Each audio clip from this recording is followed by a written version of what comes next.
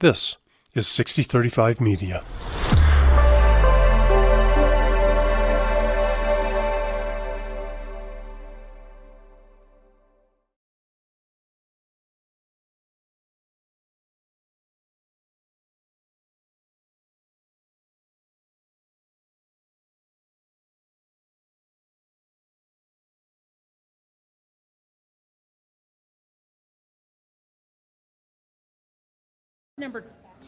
She's number 12. 12. Oh, you know what? Hey, I'm on. Yay. Hello, everybody.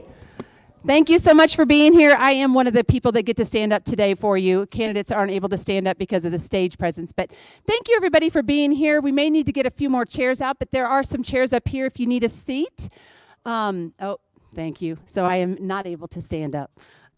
We are on live stream, so that's not a very pretty picture on live stream. So we're going to change that. But thank you so much for being here. I am Shelley Roars. I am the spokesperson for the League of Women Voters of the Pikes Peak Region. So we do appreciate you. I am here with some amazing women up on my right. They are your moderators this evening, and we are going to get with that in just a second. But Moni Hernandez and Jackie, help me with your name. Jaramillo, I know it's very difficult, with the Latina Equity Foundation. So they are your moderators this evening, so welcome to them. Thank you for your candidates for attending. We have alphabetical order, Miss Sally Clark down there on the end. You have Andrew Dalby, Mr. Daryl Glenn, Lojinos Gonzalez Jr., Lawrence Joseph Martinez. We're hoping Mr. Miller is stuck in traffic, but Christopher Mitchell is up there next on your stage. Yemi Mobilade, thank you, Mobilade. It's a hard one. You're going to work me through it. Callan Reese Rodabaugh, Tom Strand, Miss and Mr. Teagan, John Teagan, and Mr. Wayne Williams. There are your candidates for this evening for the Mayoral Candidate Forum. Elected officials in attendance, obviously you have Councilman Tom Strand up there on your stage. County Commissioner Lojinos Gonzalez also on your stage. Julie Ott, D11 school board member. I'm pretty sure I saw her in the room somewhere.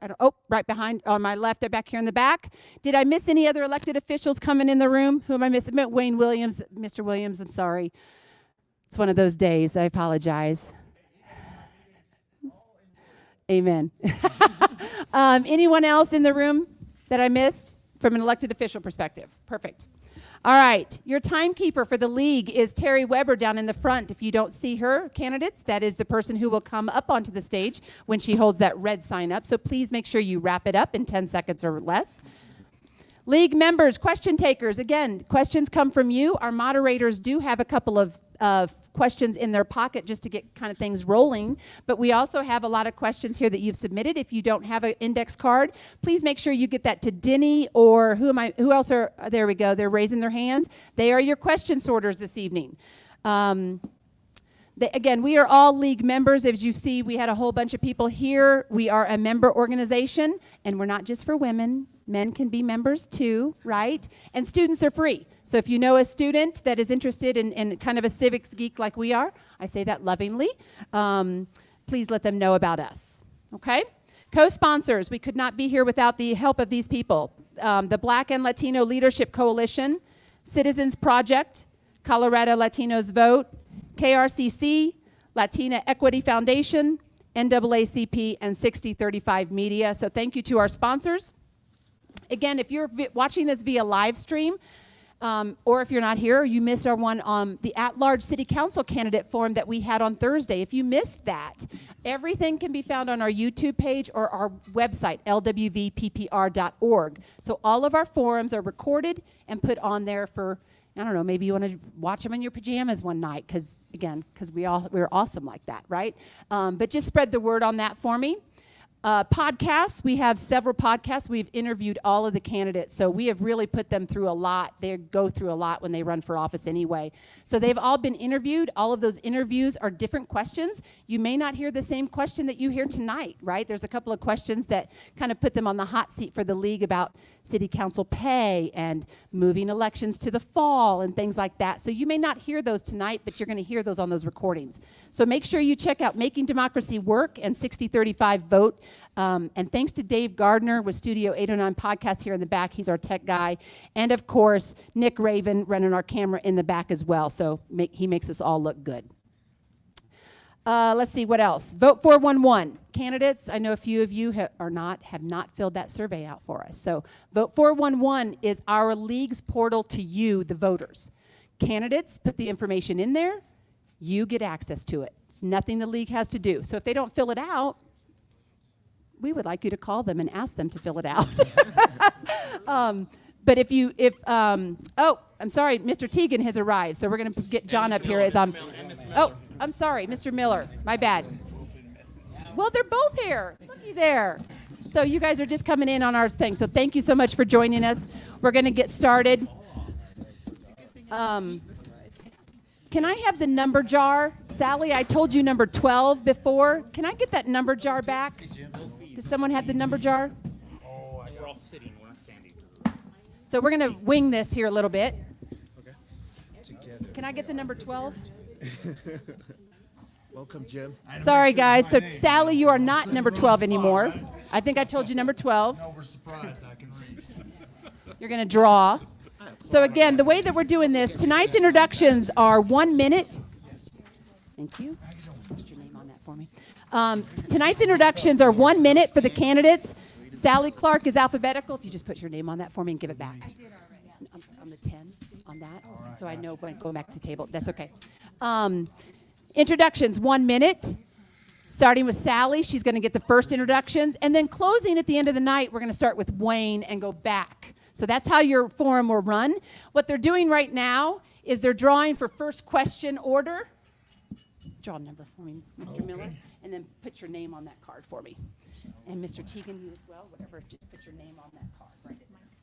So basically, question order is what they're doing right now since we're a little bit discombobulated, but you know what? We can fix this. It's all good. What's your number, Jim? Oh, I got to put a number on it? Just your name. I need your Oh, name. okay. I thought you said number That's- and a name. no worries. That's what my number was. Perfect. Perfect. Okay. So what you're seeing right now is some of the forum things that we do with the league. All of the candidates have agreed to the candidate forum agreements that they have signed that are in front of them. A few of them are signing it right now. It basically says that they will be civil. You as the audience, again, you're not supposed to clap or anything like that. No hooting and hollering, right? This isn't a NASCAR race, even though I would love it to be. Either way, the candidates are up there to answer the questions pretty timely. Because there are so many, they get 30 seconds to 1 minute to answer.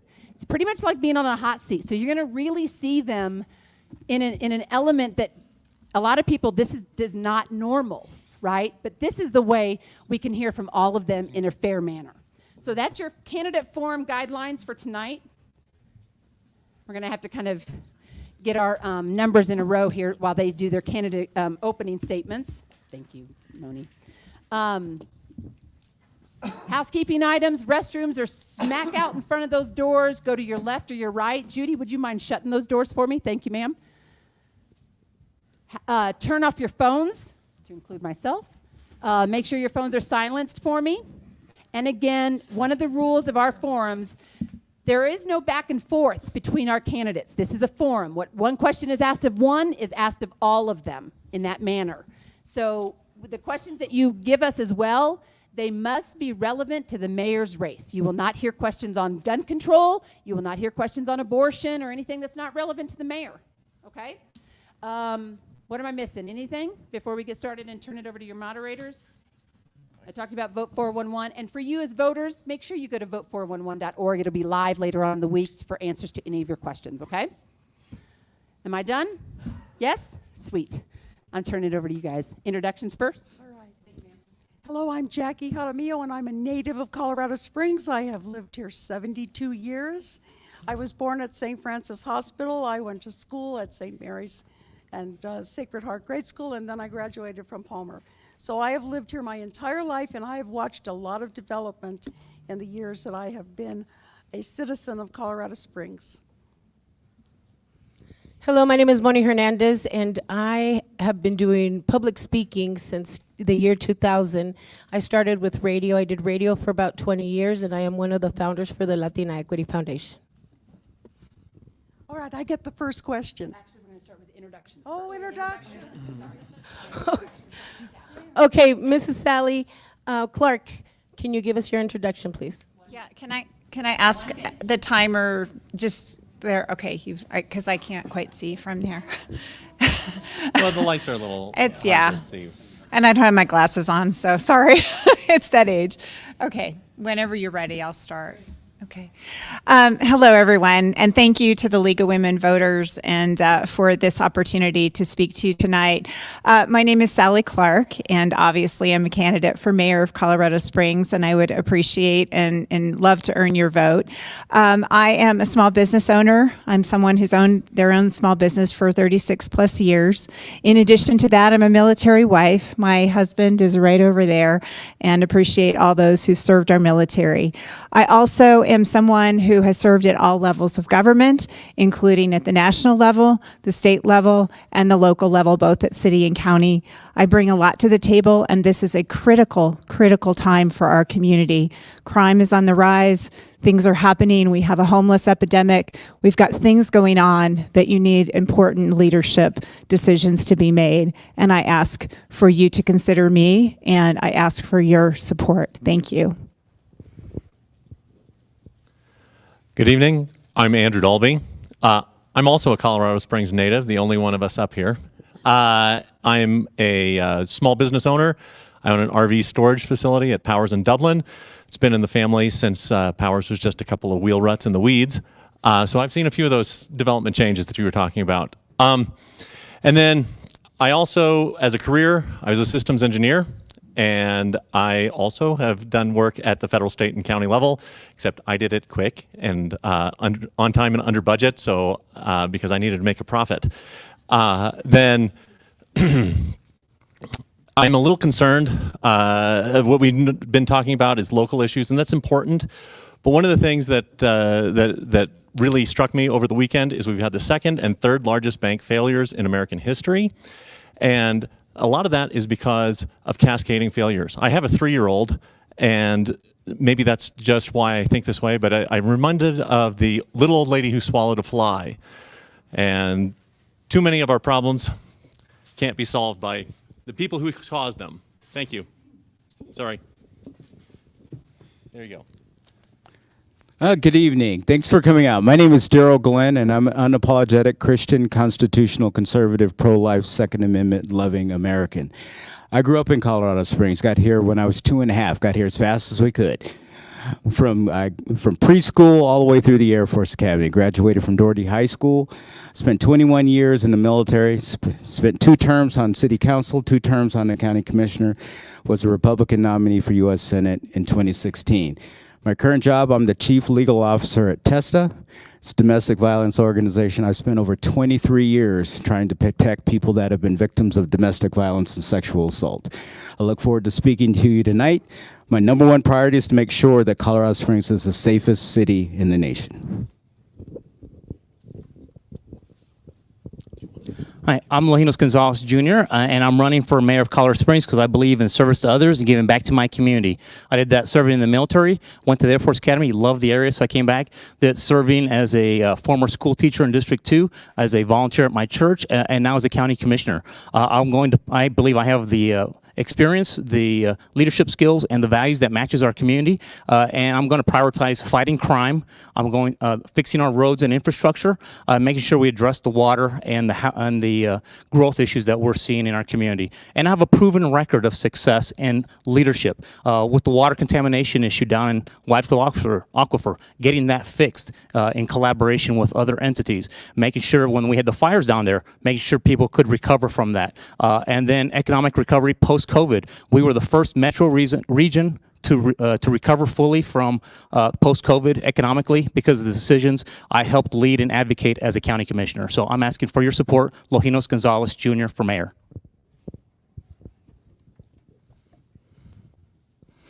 My name is, well, you see right here what my name is. You know, we can't fix things in 1 minute, so we're not going to be able, for those of us who are non-politicians, we're not going to be able to tell you in 1 minute exactly what we're going to do. Everybody over here seems overqualified. You know, you'd be wondering, should I hire them? Boy, they're overqualified.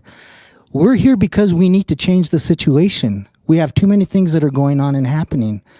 Decisions that are being made of not even thinking about you guys. I mean, you're not able to do a 30-second commercial. You're not able to get on TV and ask a question. So we're here to be able to be part and represent you. I represent you, the common person, not the professional politician, not the one who's going to ask you for a vote, not the one that you'll hear on TV or be on the commercials. But when they do, please think Lawrence Joseph Martinez after their commercial. Think of me after you see their big sign in the road. That would really get to them. So thank you very much. Hello, I'm Jim Miller. I feel like I'm being rude not standing up to speak to you, but she told me not to get up at all. So she told me, and I think one of them told me too. I'm not sure, there's a couple of them, do not stand up. So I'm running for mayor because, well, there was 4 child rapists that moved in next door to my house. My daughter's a victim of it. None of the system, none of the politicians, none of these people that say they care or anything else cared. None of them wanted to listen. None of them wanted to take a call. None of them wanted to even talk to someone like me because I'm just a guy. So with that all being said, I figured we need to have more people representing people. Less career politicians, less nonsense. We're not just funding to them, and we're not just numbers on a piece of paper. That's pretty much all I got. Chris is going to talk to you now. Save your time. Thank you very much. My name is Christopher Mitchell. I'm an engineer by trade, and I heard a little mention today about leadership. But leadership is not all we need to bring to the table. We need to bring practical solutions, and I'm here to do that. As an engineer, I believe that any endeavor, you must set out with practical solutions, critical thinking, and analysis in order to achieve your goals. That's why I'm running for mayor, and I hope to win your vote. Thank you very much. Good evening, everyone. Thank you for being here tonight. The last time I was in this room, 5.5 years ago, I was raising my right hand, and I swore my allegiance to this great country. I am a West African immigrant. I've lived in the U.S. now for 27 years. I am running because my city needs my leadership. Our families are paying the price of the growth pains, whether it's our aging infrastructure, our public safety crisis, and our economic vitality. Friends, I am ready to lead from day one. I will leverage my experience with city government as a small business development administrator. I will leverage my nonprofit experience as a co-founder of COS I Love You. I would leverage my experience working as a business leader as well. I own 3 businesses, and you can expect a leader who will fight for your priorities and welcome you to the mayor's table. So vote for me. Your ballots are out. Thank you. Hello, everyone. Thank you for coming here. I am Callan Reese-Rodeball. I am running for mayor because I love this city, and I seen a job opening, so I applied. I love the city, and I want to have a positive impact on it. I'm here for the people. I have just as much mayoral experience as anyone else up here, which is none. So I'm here for the residents, and I want what's just best for the city, and I just want to bring as much attention to this election as possible so everyone has the option to choose the best candidate you see. Hopefully it's me, but by the looks on your faces, I can tell you're not voting for me. But I love y'all, and thank you. Well, thanks for being here. I'm Tom Strand, and I know you could have been at the Briargate or Burger King or maybe the Broadmoor for dinner, but thanks for being here. I got here in the 70s at Pete Field. I had a 30-year career as a JAG in the Air Force and went around the world, 17 assignments, and then retired. I spent about 5 years on the District 11 School Board. I was the president of the District 11 School Board, and then ran for City Council in 2015, so I finished 2 terms on City Council.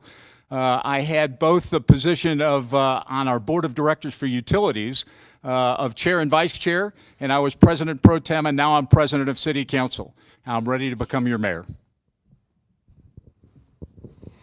I'm John Tig-Tigan. I jumped in the race because of what happened during the COVID mandates. You know, we have a strong mayor home rule, and to me, they didn't stand up for us.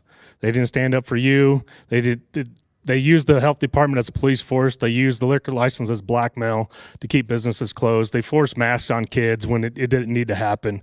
Our kids are suffering mentally and educational. And they didn't just do enough. They needed to do a lot more. They needed to stand up for us. You know, I'm a business owner. I run 3 other businesses across Colorado. Again, it's about leadership. If the mayor need to know how to do everything, why do we have 23 department heads underneath the mayor? Get rid of them all. Let's save the city some money and let's hire some people who actually know what they're doing then. So again, it's about leadership for the mayor's position. He doesn't need to know everything. Again, not being in politics, someone's that not in it, we won't have the 1-minute answer, but we're doing the best that we can with the information that the department heads won't give us. Thank you. Good evening. My name is Wayne Williams. I moved here with my wife and kids about a little over 30 years ago. Back 29 years ago, Bob Isaac asked me to serve on the Colorado Springs Housing Authority Board, and that's how I got involved in civic engagement here in our community.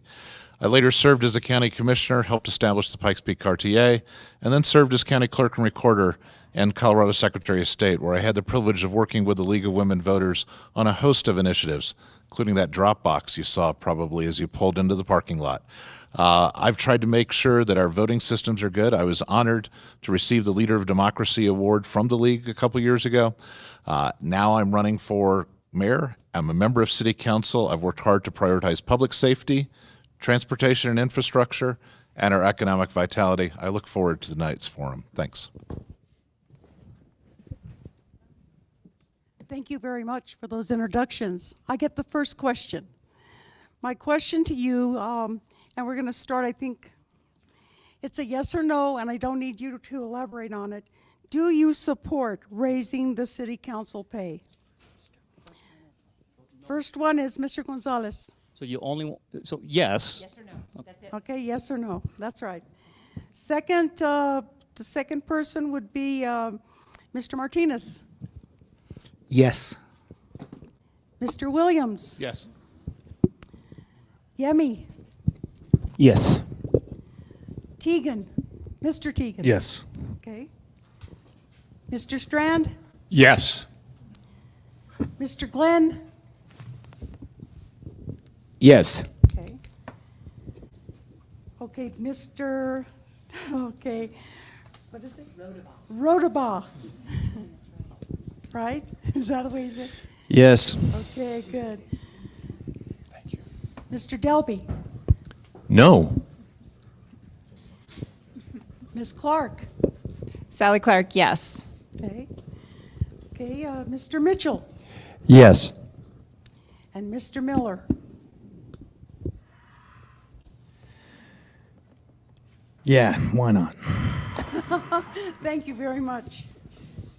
Second question is from Monica. So I'll be asking the second question. To me, leadership is very important. And you will have 30 seconds to 1 minute to answer. My question is, what do you think your strongest leadership quality is? And I will start with Mr. Martinez.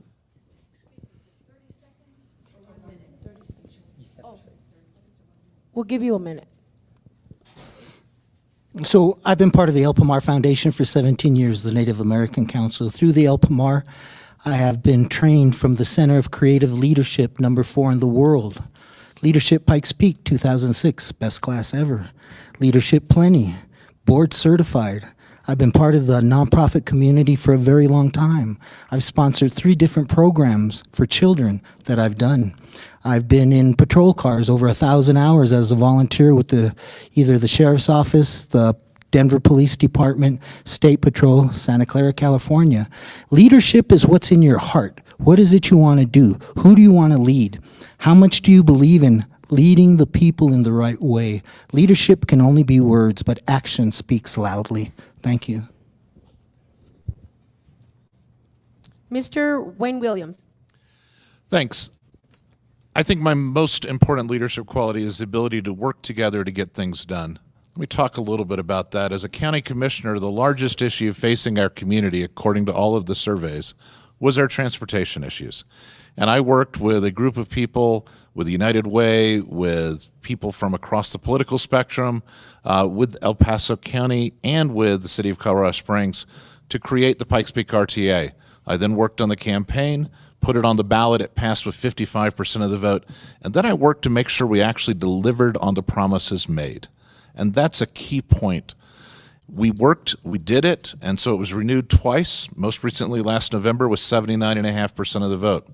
As Secretary of State, I worked with the legislature to pass bills to improve our voting system, make it easier for businesses, and got 21 of those 25 passed through a divided legislature and signed by a governor of the opposite party from me.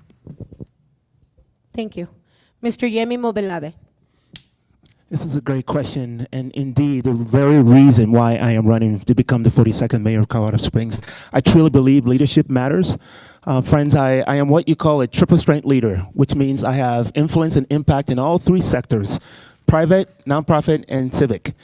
And the challenges of our future require a leader with the ability to pull solutions from across all three sectors, and also to be able to pull leaders from across all three sectors. And that has been my proven track record. And that's what you see in my campaign infrastructure. So we all get to talk about leadership, but the proof is also in the pudding. See who's around us. See who is on our campaign teams. That's really important because that is the future of your city. And I'm proud to have some of the best leaders and the most diverse leaders in the city actively working on my campaign. And that's what you can expect from me for the future of your city. Thank you. Thank you. Mr. Teagan. So what are the mix of the best leadership traits? There's a thing we learned in the Marine Corps called JJT tie buckle, but I'm not going to go into that. And to me, it's about honor. It's about honor, about doing what's right behind the scenes, not just be doing what's right in front of you. It's doing what's right for the community as a whole and collaborating with everybody in the community. And it's the commitment to continue to stand up for the community and not back down. And it's the courage to stand up against those that want to come in and oppress us from outer and even the inner within the city. So to me, that's what a leadership is. It's a strong leader who has the backbone that's willing to do what's right for the community, not for himself. Thank you. Mr. Tom Strand. I think leadership for me is integrity. If you don't have integrity, I think nothing else really matters after that. I agree that doing what's right when no one's looking, to use a TIG statement, is really important. After integrity, I think it's experience and skill sets. In my 17 assignments with the Air Force in 30 years, I ran 14 offices as the leader, as the staff judge advocate. While I, served on your school district 11 school board, I was the president. And I mentioned during my opening remarks on City Council, I've had all 4 leadership positions in my 8 years on City Council, and now I'm president of City Council. I think none of those are by accident. Thank you. Mr. Darrell Glenn. Could you restate the question? Question is, what do you think your strongest leadership quality is? Thank you. I believe my strongest leadership quality comes from growing up in this community and realizing that God placed a lot of people in my life. And I tried hard to mess up. And God placed these people in my life that made sure that I understood the values of this community, that understood how important it was that people here, if they trust you, they're going to depend on you to be able to deliver for them. I recognize that I could not do anything possible without absolutely understanding the importance of service, understanding the importance that when God places this on your heart, you have a responsibility to step up and do the right thing. That's one of the reasons why I'm in this race, because people are scared. And I just want to be able to return the favor to the people that absolutely place this burden on my heart that I willingly take, that I want to serve you. Thank you. Mr. Rodabaugh. Leadership. My entire life I was told what I could and could not do. I never listened to them. I was told I would never become a shift leader at Little Caesars. I did that. I was told I would never become a professional stand-up comedian. I did that. Leadership is about going the right way and believing in your heart that you can lead. And I know I can lead. And as a leader of the city, I would listen to the people. And that's who I'm here to serve. So in best interest of the city, that's what I have in mind. And I will continue to lead and never give up on what I'm supposed to do. Thank you. Mr. Andrew Dalby. I hear a lot of people talking about how they're going to deliver things for you and fight for you and how they are excellent in these ways. I think objectively, if you look at my history, I managed a team of consultants. I brought in very large projects on time and under budget. I solved problems. But the biggest leadership attribute that I think is most important for any leader is humility. Recognizing that the people that we serve are the masters and not the servants. That if I do something for one group of people, my donors, some other constituent group, that I have to take that from someone else. And so I think humility is a really important trait. Thank you. Mrs. Ellie Clark. So on a good day, anyone can be mayor. On a bad day, you want a strong leader. But you also need to have somebody who's collaborative. In terms of my vision, it's adaptive leadership, which is something I took to heart when I went to the Senior Executive Leadership Program at Harvard Kennedy Business School. The other thing I want to talk about is when the Waldo Canyon fire struck, it was in my commissioner district. And I stood on the hill and watched the Waldo Canyon come over the hill into mountain shadows. And then after that, we saw the flooding happen in Manitou. And I traded in my skirts for rubber boots and going up to help the folks in Manitou. And after that, we created a collaborative to fight for our fair share of dollars. That's what leadership means. Thank you. Mr. Mitchell. Thank you very much. I feel that the best leadership quality I have is being practical about solutions. Because really, we have in government many career politicians that say they do a lot of things, but are they practical? Are they working for you as the citizens? And I feel that having practical solutions in the formation of budgets, the formation of development plans for the community, the formation of economic plans for the community, all have to be intertwined and practical at the end of the day. Thank you very much. Thank you. Mr. Miller. I'm Jim Miller. I'm just a guy. I don't think I am a leader.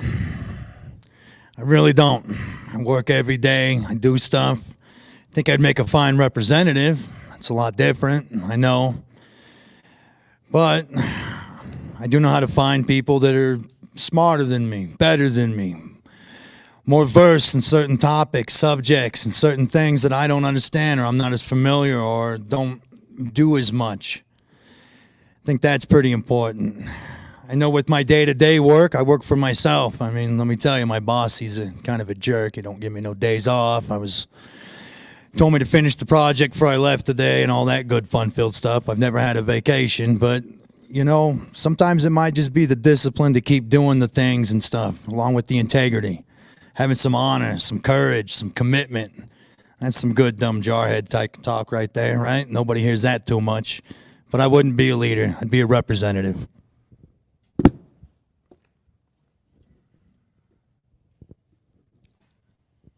And the last question goes to Mr. Longinos Gonzalez Jr.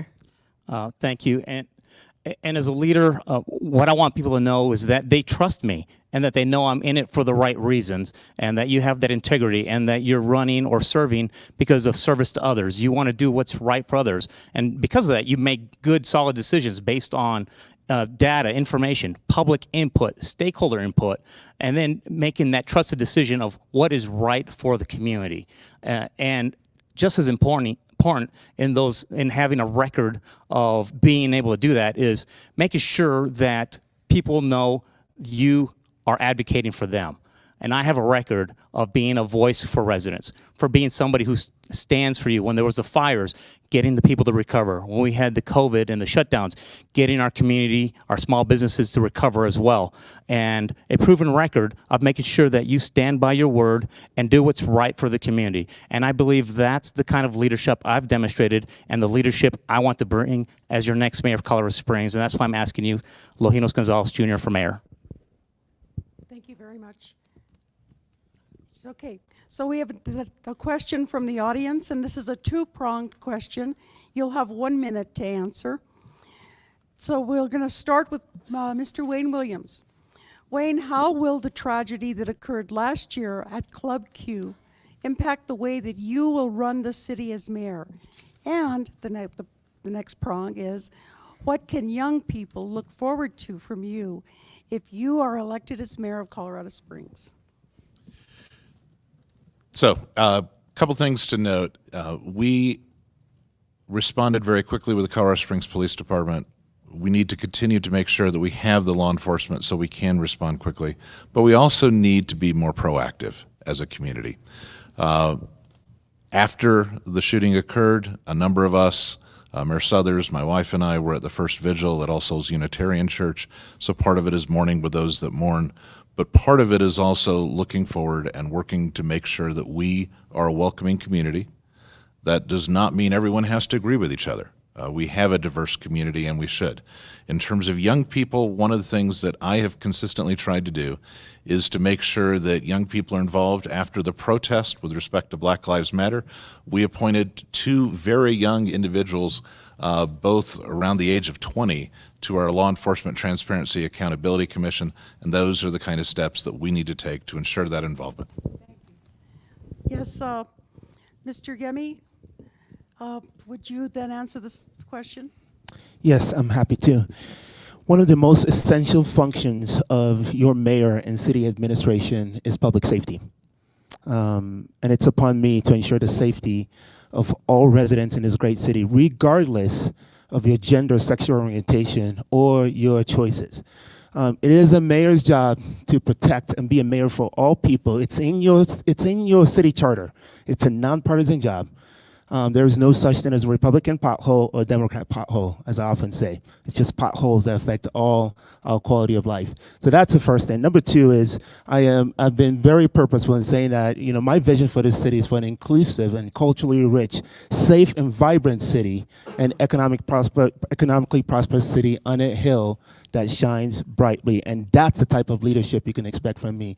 With regards to young people, that's just part of who I am. They will always have a seat at the table. In fact, there's a program with the City of Colorado Springs called the Mayor's Civic Fellowship Program that I helped birth, and expect to see more programs like that from me. Thank you, Yemi. The next question is for John Tigan.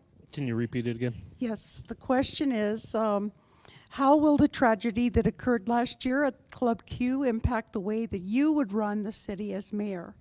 And what could young people expect, look forward to from you if you're elected the mayor? How would it impact the way I would run the city? Well, since I haven't ran it before, it's going to be interesting. But again, the community needs to be its own first responder, but we got to step up with our police force and ensure that they are also protected, so we get more police officers instead of being 70 short, which I think we're actually about 200 short, just the way we expand and just the way they're overworked. And then bringing the young kids. To me, it's also just educating the community and the younger generation growing up, so they don't feel threatened. They're more educated, not indoctrinated, and that's the biggest thing I think we have to go to for our younger generation. Next question is for Tom Strand. Same question, Tom. Thank you very much. Many of us have events burned in our minds. 9/11, many of us have, but this is the latest one that's burned into my mind, was the Club Q shooting and the tragedy that we saw there. One of the things that I did following that, in addition to attending vigils throughout the community and being in front of City Hall for one of the demonstrations that occurred, was having the LGBTQ banner in front of City Hall. We all City Council agreed to that. It wasn't a 9 vote, but it was the majority of us. and we wanted to make sure that we represented all of the pain and anger people were feeling. I am a father of 3, a grandfather of 5. I served on the school board. The youth is our future, and it's the group that we have to focus our attention on. I think any of us that have served on school boards, and when I was on the District 11 school board, I was involved with Teen Court, a program to make sure that young students, weren't suspended or, got into any trouble that we couldn't avoid. Thank you. Same question for Mr. Darrell Glenn.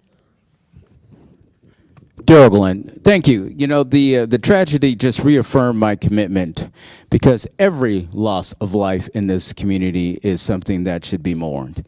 And when I think about that, that's why I want Colorado Springs to be the safest city in the nation, because when you look, especially if you've been here a long time, it is amazing, not from a good standpoint, the level of crime that has increased in this community. And people are scared, and we actually need to do something about it.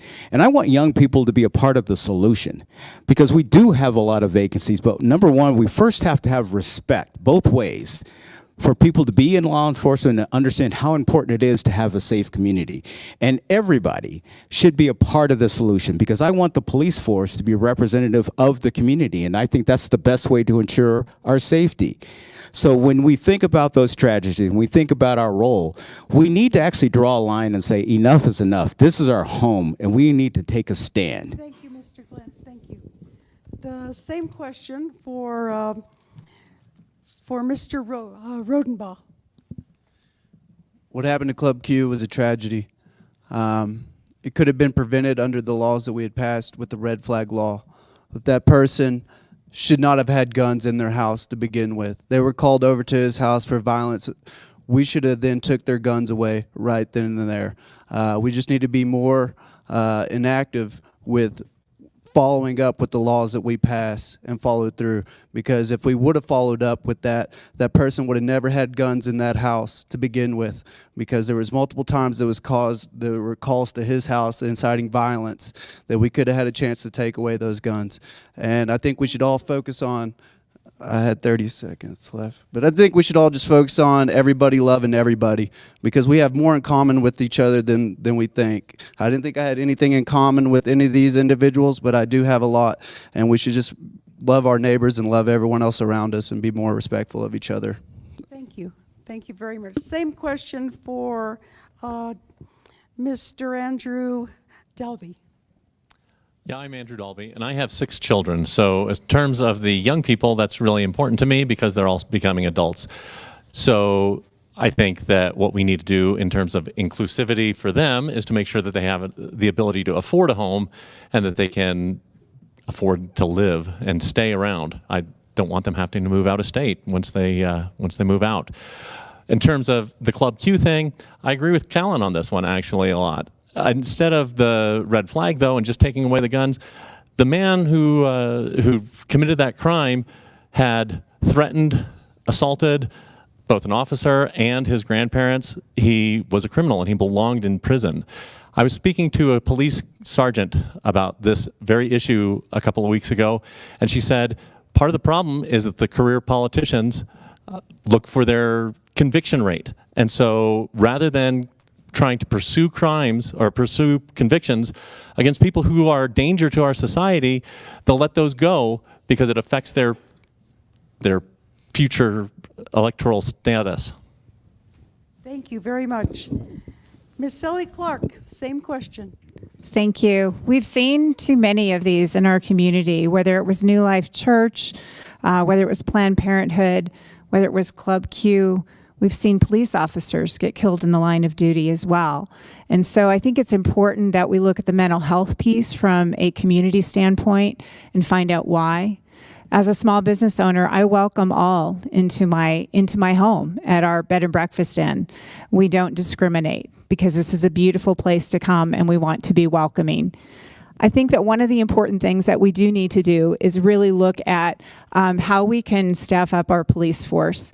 Some of these folks will tell you that they've budgeted for them, but we don't have them out on the street. But a really strong community policing program will also help us in terms of making those neighbors our friends. And I do believe, though, that the mental health and substance abuse issues in this community need to be dealt with so that we can deal with our homeless as well as the tragedies we've seen. Thank you.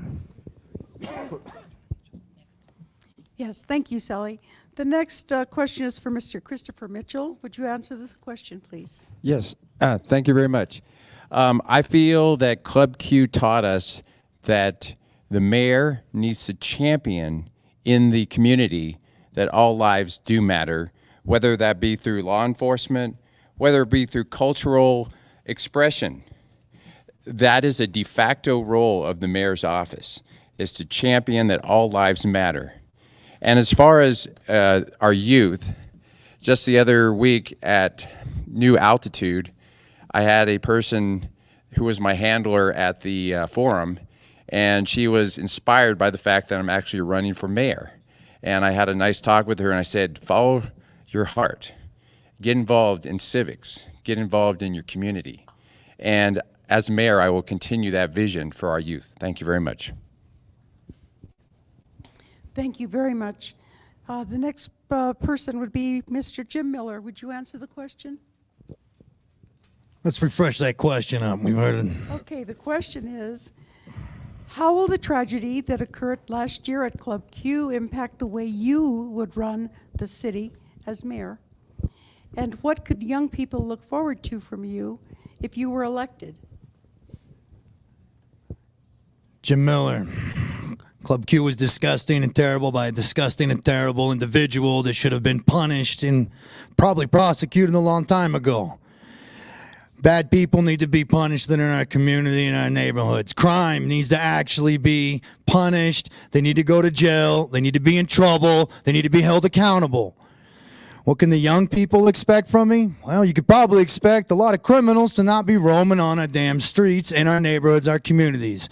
You can also expect that I'm not going to allow the rapists and the pedophiles and sex traffickers to live within 5 miles of our schools, 5 miles of our victims, and not allowed in our neighborhoods unless we allow it in our neighborhoods, which we shouldn't. We shouldn't allow any of these terrible types of people to live in our neighborhoods because it's our community, our neighborhood, our city, not the criminals and the bad people that are doing terrible things.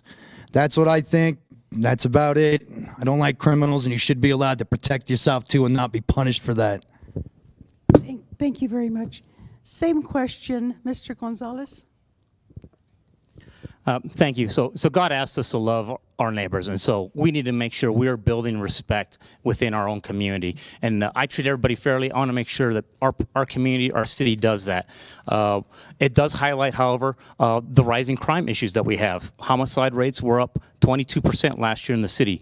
That's why fighting crime is my #1 priority and is government's #1 priority, because we need to make sure our families feel and are safe in their homes and in our neighborhoods, and making sure that others that need our early intervention assistance get that help. As for our youth, I've been a teacher. I was a former middle school teacher and worked with the youth and understood the issues they were going through. I still substitute part-time at Harrison School District because I think it is so important to make sure that we're mentoring and leading and helping that next generation of great local leaders. Thank you. Thank you so much.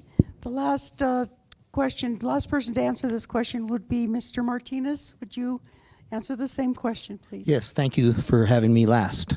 Anyway, we need to hire more cops. It doesn't matter your pronoun after your name. You all deserve to be safe. You all deserve to be safe in your house, safe in your car, safe as you're walking. Your children and your grandchildren should be safe walking to school. That's exactly what we need. We're not going to categorize, or I'm not going to categorize who you are. Everyone should be safe. For the kids, they need jobs, they need a place to live. They should be appreciated for wanting to stay within our community. We need to be able to provide them jobs in which they can live. You got 4 to 5 kids living in a 1-bedroom and a 2-bedroom. You've got people, 2 generations living in a 2 or 3-bedroom. We need to show them the future. The kids are our future. We need to let them know how much we need them, why we need them to stay, and why we need to help them in every way that we can. Thank you. Thank you. So I'm going to be asking 4 questions next. The first 3 will be yes or no answers because we want to go pretty fast. The last one will be with a show of hands. First question. Do you support the annexation of Fountain property into Colorado Springs? No speeches, just yes or no. We'll start with Mr. Yemi Mobilade. Of what? Of what? Do you support the annexation of the Fountain property into Colorado Springs? You're speaking of the Amara annexation, There was no correct? annexation. That's what's written down here. That may need a 15-second response. Okay, we'll take it away. That wasn't my question. Okay. Do you publicly support financed elections for Colorado Springs? Yes or no? Yemi Mobilade. Do you support publicly financed elections for Colorado Springs? No. Yeah, I don't understand the question. Publicly financed versus what you're doing and going out and getting campaigns. Oh, That's public and you a fixed amount too. Usually public or fixed amount. Thank you, sir. Appreciate your So Yemi is a no. No? I'm Yeah. reading what's No. on here. Okay, next is Mr. Tigan. No. Mr. Tom Strand. I do, yes. Mr. Dora Glenn. No. Mr. Rodaball. No, let's get the money out of elections. Mr. Andrew Dalby. No. Mrs. Sally Clark. No. Mr. Christopher Mitchell. No. Mr. Jim Miller. I don't need a microphone, no. Mr. Longinos Gonzalez Jr. No. Mr. Lawrence Joseph Martinez. Yes. And Mr. Wayne Williams. No. Thank you. Okay. Let me see if these questions are right now. Okay. There's one more on this one. Okay. Would you make this a priority for 2024 elections? Yes or no on that same question? So starting with Mr. Tigan. Talking about publicly financed elections. people that supported it, right? There were 2 of you? Right. Yes or no? For the 2 that supported it, yes or no? Would you make this a priority for Yeah, 2024? I think public safety is my priority, so I wouldn't make it a priority for the 24 election, no. And Mr. Glenn, was you, who No, was the other? Martinez. I'm sorry. I So apologize, Mr. repeat that Martinez. again. You support public finance, or excuse me, you support publicly financed elections. Would you make this a priority for 2024 elections? Yes. Thank you. Next one. Okay, now here we go. And then we'll start next with Mr. Tigan, right? Tigan, you're first. Yes, sir. Mr. Tigan? Yeah, okay. So with some cities in Colorado and, So this Okay. is everybody. You're all at the same time, by a show of hands, okay? by a show of hands, with some cities in Colorado and other across the country expanding the voter franchise, will you support changing Colorado Springs voting to ranked choice voting for the 2024 election? Yes or no? So if you guys, it's just by a show of hands, this one. Show of hands, yes. Who is in support of doing that? Yes. I'll support it. Supporting it? I can't hear you. Okay. Sorry. It's real echoey. Okay, here we go. By a show of hands, There we go. okay. I can hear you way better. With some cities in Colorado and others across the country expanding the voting franchise, will you support changing Colorado Springs voting to ranked choice voting for 2024 elections? So, those who supported have said yes, those who said no, show of hands for no, that you do not support ranked choice voting in our elections. Next year. Thank you very much. Okay, next question. Hopefully it's not as complicated. Okay, we're going to start. Who's the first person that I'm going to ask? Okay, so Mr. Tom Strand, we'll start All right. with you. Yep. This is the question. The question is, our city is developing too fast. This is from the audience. Do you support slowing growth, yes or no? Yes, I support slowing growth, yes. Okay, next. Daryl Glenn, do you support slowing growth, yes or no? Yes. All right. Kellen Rodenbach Yes, I support slowing growth. and Mr. Andrew Dalby.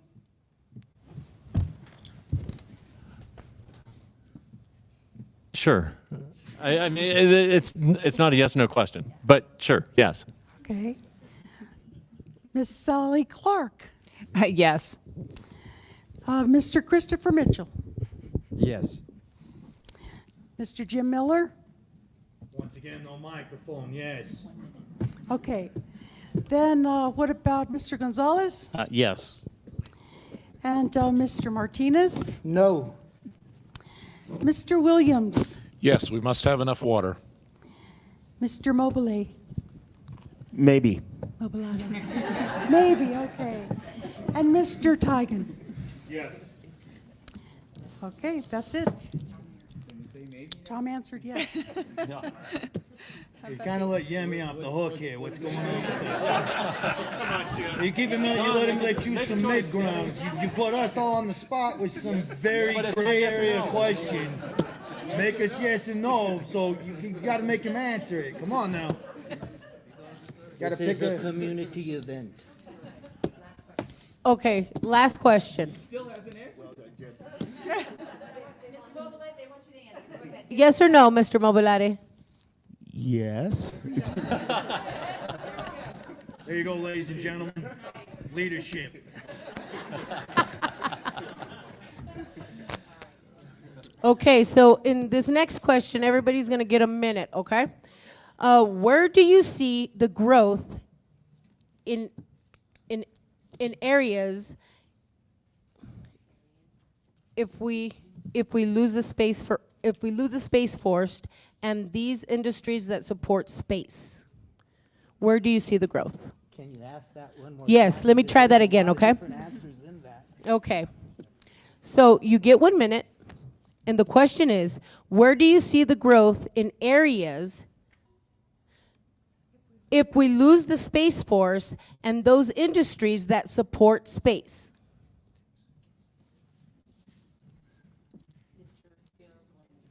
So, first one to go is Mr. Daryl Glenn. Good. Daryl Glenn, I just want to ease everybody's mind. Yes, it would be ideal that we would be the home for Space Command, but let me reassure you, with the military mission that we have, we will still have an active role in the defense of this country when it comes to space. So there's still plenty of opportunities to grow.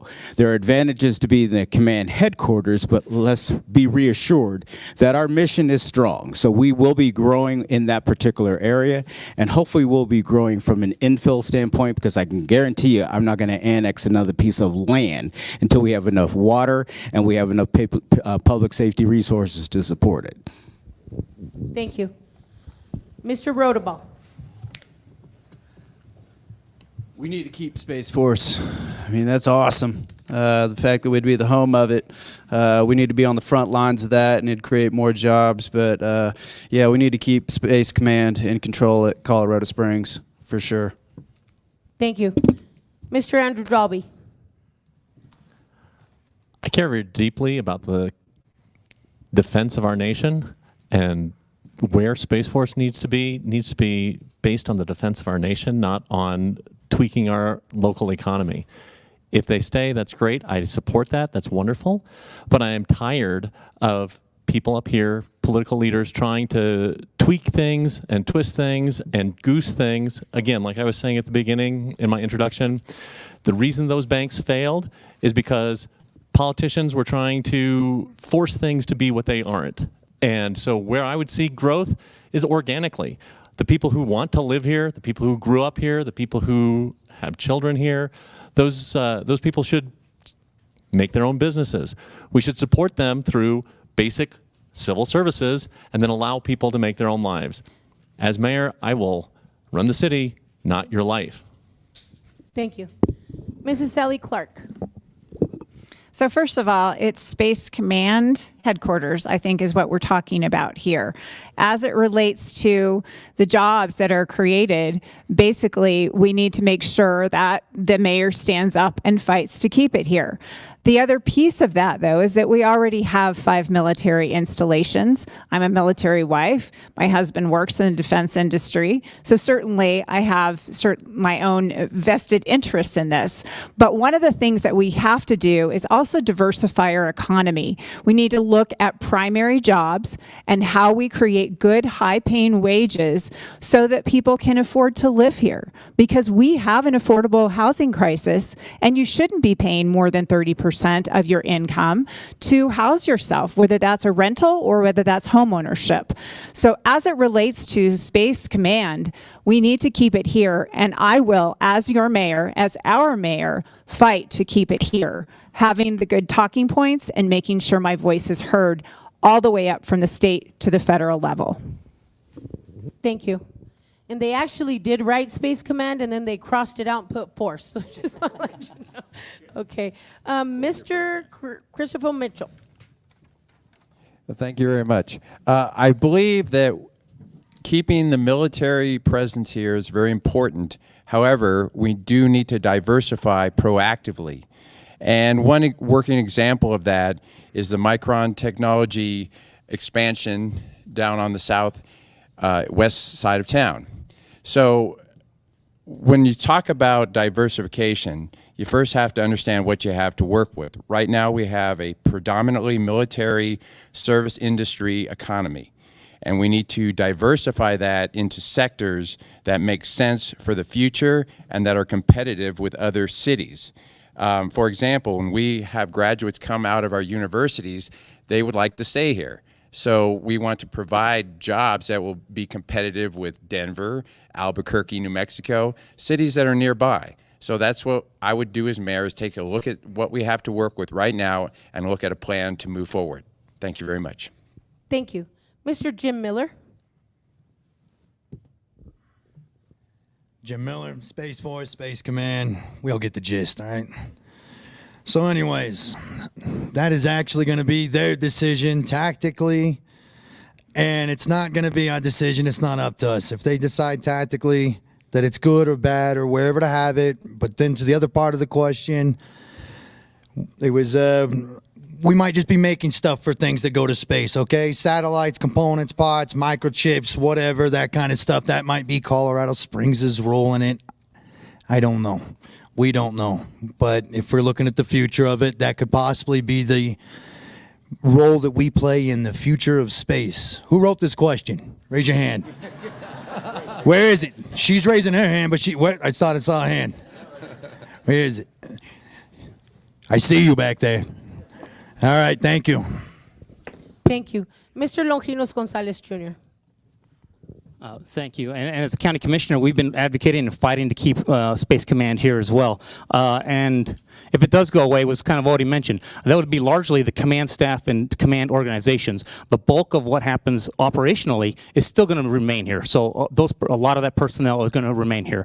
And what better advocate for in the future on any other type of military endeavors and our contractors is having a mayor who's a veteran, right, who can speak to those issues. And then how do we help expand businesses in general? How about we reduce regulations? How about we cut red tape and fees? And that is going to incentivize our companies locally to expand and bring in other companies. And how about we work with CSU, our utilities, to bring down the rates, which have risen over the last several years, 30 to 40%. And that's hurting our businesses. Let's work to cut red tape, cut fees, and not add any more burdens or taxes to our businesses or our residents. I'm going to be your voice and advocate. I'm going to be an advocate for our bases and our businesses. Thank you. Thank you. Mr. Martinez.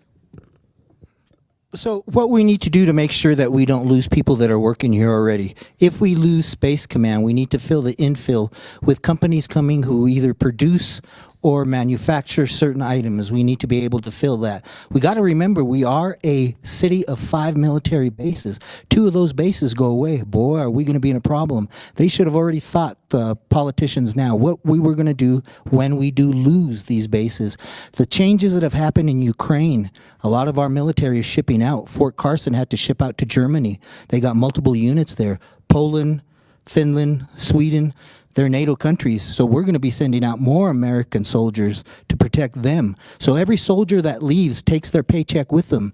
Family members leave. My son-in-law is military. My daughter would either come home or go someplace else to live. So we're going to lose that as well. We need to start thinking now where they should have been thinking before. Thank you. Thank you. Mr. Wayne Williams. Daryl correctly summarized the fact that Space Force, many components are staying here regardless of the Space Command decision. One of the things that we will need to advocate for, regardless of the Space Command decision, though, is for the sub-commands, STAR and others that deal with readiness, deal with some of the other aspects. And so we need to continue to advocate for that. Let's talk, though, about diversifying our economy. Regardless of whether it is here or not, we still need to diversify our economy. Part of what we've done at Colorado Springs Utilities and City Council is just entered into an agreement with a property owner by Fort Carson and by our Ray Nixon power plant to develop some industrial land that has dual service rail, something we do not have very much of as a community, as we recognize that supply chain based in China has challenges. We need to work to bring manufacturing back to our community, and the agreement that we entered is referenced on the front page of the Gazette will help us do that. Thank you. Mr. Yemi Mobilare. June, thank you for that important question. Friends, Colorado Springs is the home of space. Of the 5 military installations that we have, 4 of them, their work is related to Space Force. That's really important for you to know. And by the way, the state as a whole, over half of the U.S.'s space operations happens in the state of Colorado. So space is here to stay. But with regards to Space Command, yes, we will continue to fight that stays here. And if we lose it, we're talking about 1,200 jobs potentially. And here's the thing, if we lose it, we will also support it because ultimately we want a country that is safe. So friends, I spent time as a VP at the Chamber of Commerce and Economic Development Corporation, and I did a lot of call on defense companies. 44% of your GDP is connected to the defense economy. And so with regard to diversification, yes to aerospace, cybersecurity, and space operations that will happen in this community. Thank you. Thank you. Mr. John Tigan. Well, just kind of like what Yemi was saying, if 50% of it's done here in Colorado, honestly, I think they need to move. Strategically and tactically, it's not very smart having half your space command in one state. If we get hit, guess what? There goes our defense system. So we also got to think about that, and the military thinks about that. That's why, again, they also thought about moving a lot of the Defense Department and some of the other departments of head across the country versus just leaving them in D.C. Because what happens if D.C. gets nuked? Guess what? It's not very smart now, is it? That we just lost all of our snakehead. But again, we got to diversify. We can't just rely on the military. We got to bring in other forces. Again, we're going to have NORAD. It ain't going to go anywhere. It's not going to shut down. You got Peterson. It's not going anywhere. You got Schriever.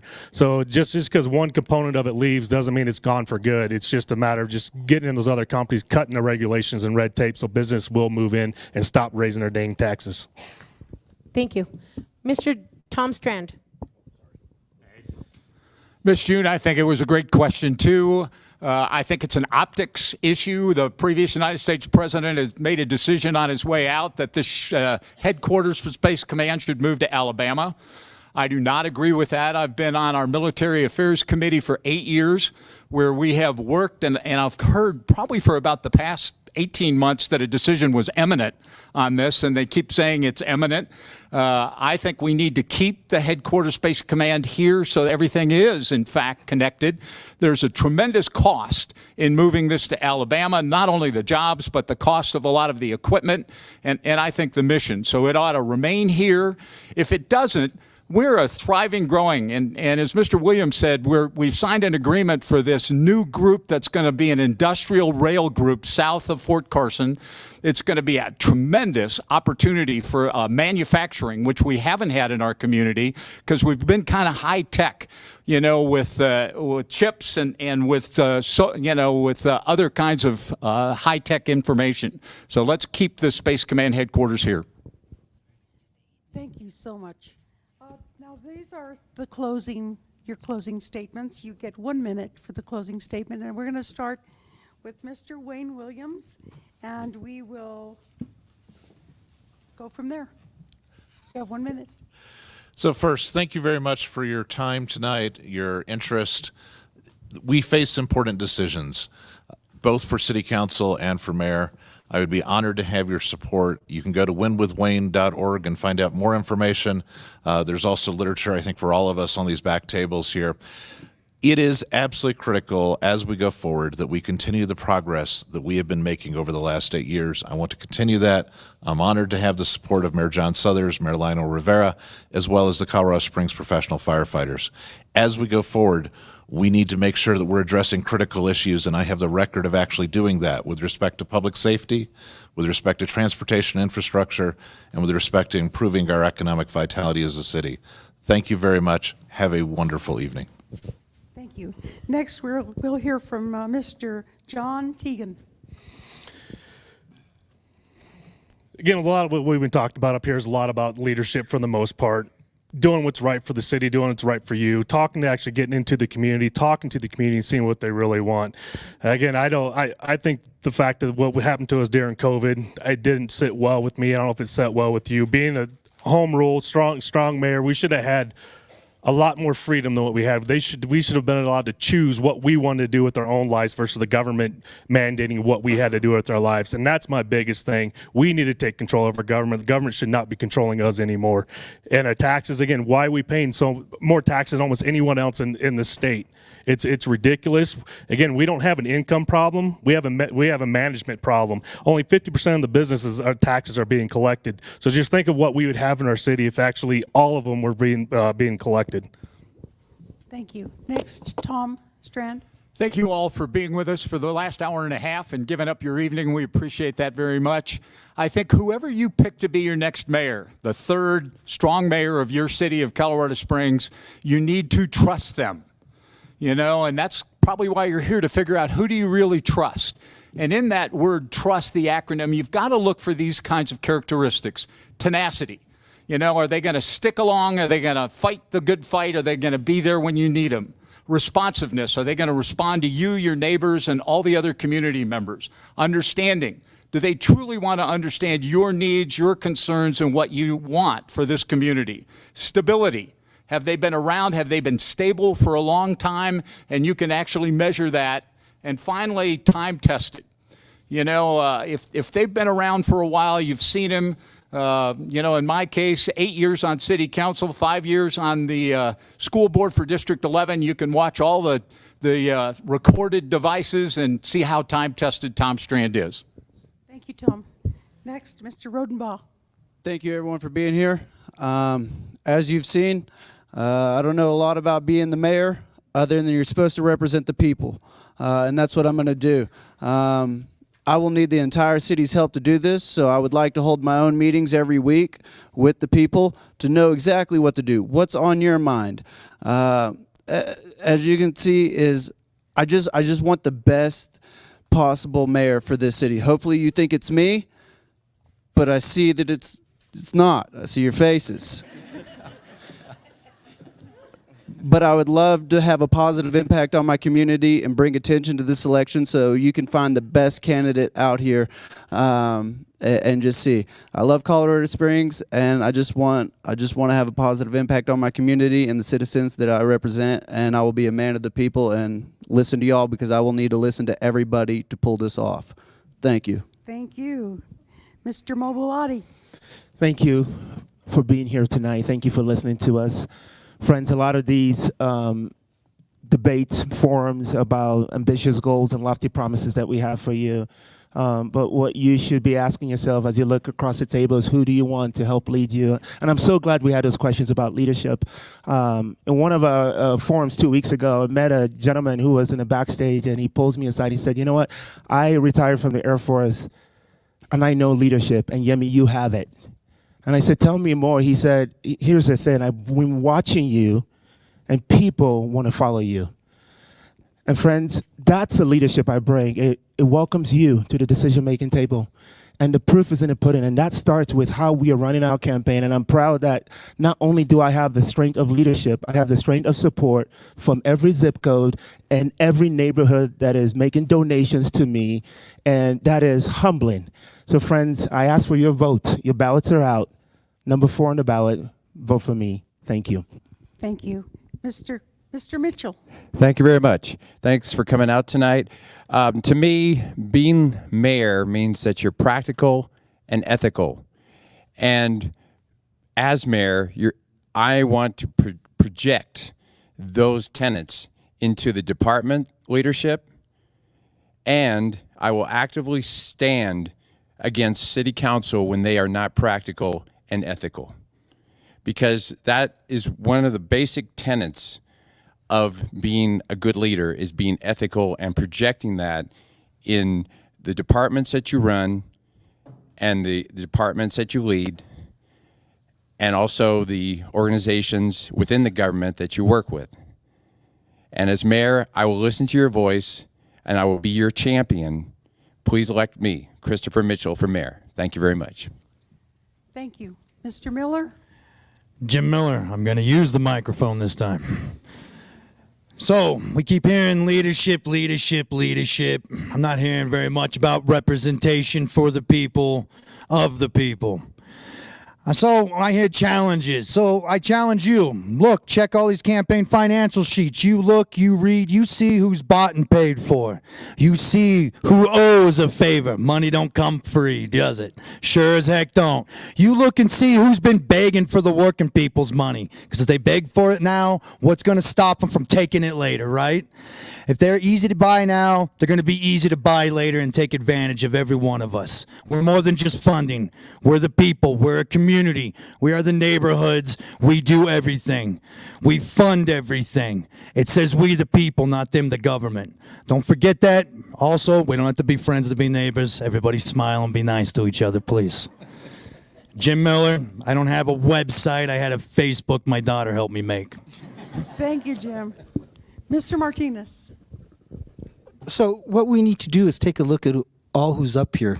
I'm sorry, I'm not a lifetime politician, so I didn't have a speech that I could dust off and put city council, county commissioner, federal government employee, now I want to be mayor. These are all speeches they gave you before.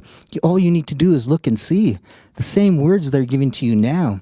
They tell us we have police safety problems, we have homelessness, we have no housing. When I ran in 2015, those were the same questions. In 2019, they were the same questions again. 2023, they're the same questions. So for all these people who had office, I guess they didn't take care of it, huh? Because we still have the same problems. They took a paycheck, but they didn't take care of it. So what we truly need to do is put somebody without experience. Because sometimes you hire the person who doesn't have experience because they bring in new ideas. They bring in new situations. They look to see how we can solve the problems. Thank you. Thank you. Mr. Gonzalez. Thank you. And I'm Lojinos Gonzalez Jr., running for mayor. You can go to gonzalezformayor.com. Gonzalez with a Z in the middle, Z at the end. As a retired Air Force Lieutenant Colonel, Academy graduate, former school teacher, current county commissioner, and business owner, I truly believe I have the experience and leadership skills that best matches our community and can best lead our great community forward. I will prioritize our public safety to bring crime down, fix our roads and infrastructure, and make sure we're addressing those water and growth concerns. I have a record you can trust, and I believe in fiscal responsibility, and so I will oppose any new tax or tax increase because I want to make sure we're not adding any more burdens to our taxpayers locally. I just ask everybody to do your research. Who has been a voice and advocate for the people? Do you want somebody who's an advocate for you, as I believe my record shows, I will be your voice? Or do we want some people who may advocate and be the voice of big developers? Do the research. I will be your voice. I'm accountable to you, not the big developers, like others are. Thank you, Mr. Gonzalez.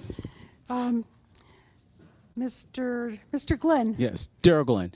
Thank you for coming out tonight. I really encourage you to spend some time on our websites. Check all of us out because I think it's extremely important. This is a critical election. We are at a critical point in our life. There are tough challenges ahead of us when you start looking at global supply chain issues, some of the issues that we're facing here in this community with regard to safety issues. I just want you to understand that my number one priority is to make sure that Colorado Springs is the safest city in the nation. But we also have to a reality check. We are way too dependent on federal and state funding. We need to become more lean and efficient. We need to be able to look at what we are doing on a local level to be able to sustain some of the challenges that we're going to be able to have to address. We also need to look at our regulations because the government has way encroached into our lives, and we need to make sure that the government has the smallest footprint in our lives to be able to maximize your freedom and liberty, your rights to your businesses, and your personal property. Go to darrellglenforcolorado.com. Thank you, Mr. Glenn. Mr. Delby. Yeah, Andrew Dolby. Like I said in my introduction, little old lady who swallowed a fly. That's what I keep hearing up here. Oh, well, we didn't solve the problem last time. Let's swallow a different animal. Let's have somebody who's been in office for decades. Oh, now I can solve the problem. Let me do some more thing. The fact is that we're in some kind of choppy waters here. The bank failures that we've had are first indication of possibly a recession. The Federal Reserve has raised rates. There's big problems that might be coming up, and we haven't solved the problems in the past. You need somebody who's competent, but not somebody who's entrenched, because they already have their constituents, and it's not you, as it's been said several times up here. So look for somebody who's competent, but who doesn't want to run your life, and who hasn't been have decades of failure behind them. Thank you, Andrew Mr. Dolby. Ms. Sally Clark. For once, I get to go last. I'm Sally Clark, and we're hiring, folks, we're hiring the next CEO of this city, but the CEO also has to have leadership qualities. So let me talk about my skill set that I bring to the table. I do have experience at all levels of government, but I got into politics accidentally, saving Fire Station 3, and recently worked with the West Side neighbors to save the West Side Community Center from being sold off to developers. So I care about this community. This is a magnificent place to live. But what we need to do really is to make sure that we hire somebody who understands budget management, who understands people, and who understands everything about how government works. Because if we are not at the table, we will be on the menu. And I prefer to know what my menu is. I'm Sally Clark. I ask you to look at my website at electclark.com. Give me a call, send me an email. My phone number is right on the front of the website. Thank you very much, and I would love to earn your support as our next mayor. Thank you. Thank you. Can we have a round of applause for all of our candidates, please?